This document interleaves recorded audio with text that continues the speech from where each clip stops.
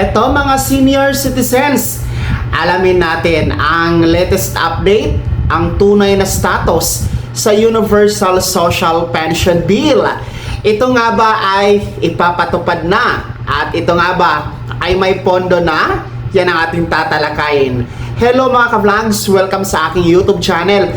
At welcome din po sa ating official Facebook page. Saan ka man naroroon at nanonood, kumusta mga ka-vlogs? Well, eto, araw tayo ngayon ng kalayaan.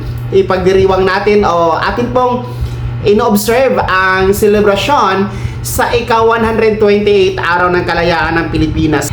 Kaya sa lahat po ng mga bayaning nagbuwis ng buhay, makabagong bayani, o yung mga sinaunang bayani natin, ayan, maraming salamat po sa kalayaan ng ating bansang Pilipinas. Well, eto, atin pong balikan yung Universal Social Pension Bill. Saan na nga ba ito ngayon? May pondo ba ito mga ka-vlogs? At ano ang dahilan bakit hindi pa ito umusad-usad at maisabatas pa? Well, una sa lahat, no, kung inyo pong titingnan sa Google, no, kung inyo pong titingnan ang latest status sa Universal Social Pension Bill, meron po siyang naunang naipasa na ng Kongreso sa Senado, yung 500 pesos monthly na original talaga na naipasa ng Kamara at nasa Senado na. Noon pa itong 19th Congress, no? Ngayon kasi nasa 20th Congress na tayo. So ibig sabihin, naabutan ng 20th Congress, hindi yun gumalaw, hindi yun naisama sa mga prioridad na agenda para sa mga nakakatanda, no, yung Universal Social Pension Bill.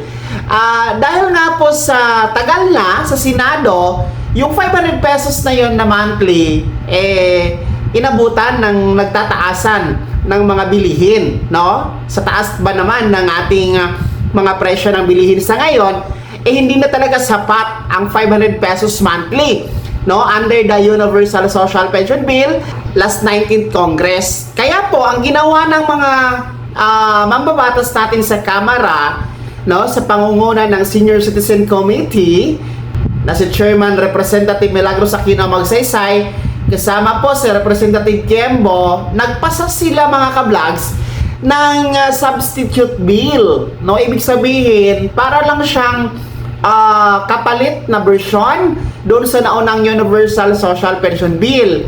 Itong substitute bill na to, inakyat lang nila yung halaga, no? From 500 pesos, ginawa nila o tinaasan nila sa 1,000 pesos monthly dito sa substitute bill mga ka-vlogs. Kaya nga po, sinasabi nila, kahit pa paano yung 1,000 pesos na under sa substitute bill, malaking tulong na yon sa panahon ngayon kaysa doon sa 500 pesos na naipasa na nasa Senado. Well, yung 1,000 pesos na yan ay aprobado na yan, no? Yung substitute bill, aprobado na yan sa House Committee panel. At yan nga po ay isasalang na sa plenaryo. Kaya nga po ngayon, puspusan po ang inisyatiba at panawagan ng Senior Citizen Committee sa mga kapwa nila mga mambabatas na gawing prioridad, no, ang pagsasabatas sa Universal Social Pension Bill. Well, in fact, nagkaroon nga po ng malawakang panawagan, no, na magkaroon ng 12 million signature campaign ang mga senior citizens.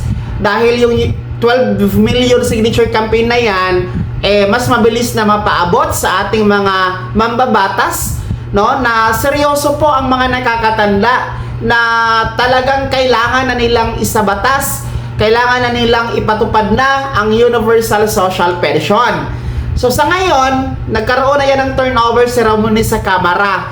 At ang kagandahan lang dito, dinaluhan mismo yan sa ng ating House Speaker na si Faustino D. III mga ka-vlogs. Okay? So kahit papano, marami ang mga development ngayon, no? Marami ang pagbabago at marami po ang mga nagpupush na gawing batas na ang Universal Social Pension Bill. Well, sa kasalukuyan, no, ang latest update niya, nananatili po siya na nasa Kamara pa ang substitute bill kasi hindi na natin aasahan yung sa Senado. Kasi nga, 500 pesos lang yon. Dito tayo sa Kamara muli, no? Sa ngayon, ay inaantay natin na makumpleto yung 12 million signature campaign. Kaya nga, tinatawagan din po natin ang mga senior citizens na tulungan nyo pong maabot ang 12 million signature campaign.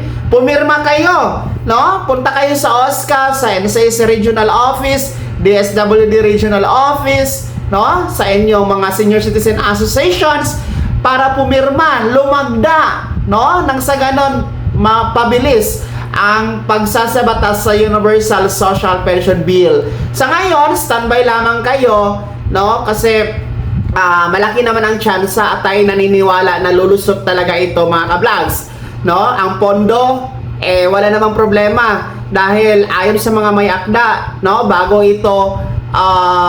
ito lumusot diyan sa Kamara noong 19th Congress, nakikita na nila na talagang may pondo dito. Hindi kailangan ng gobyerno ng mga utang sa ibang bansa para lang punduhan ito dahil kayang-kaya daw. So walang problema sa pondo. Ang tanong lang kasi ngayon, bakit hindi malusot-lusot dyan sa Kamara o sa Senado? No? Talaga bang prioridad ng ating mga mambabatas ang Universal Social Pension Bill? Yan ang malaking katanungan mga vlogs. Kaya yan po ang ating tututukan. Kaya naman mga senior citizens, ano po yung komento at reaction sa balitang ito?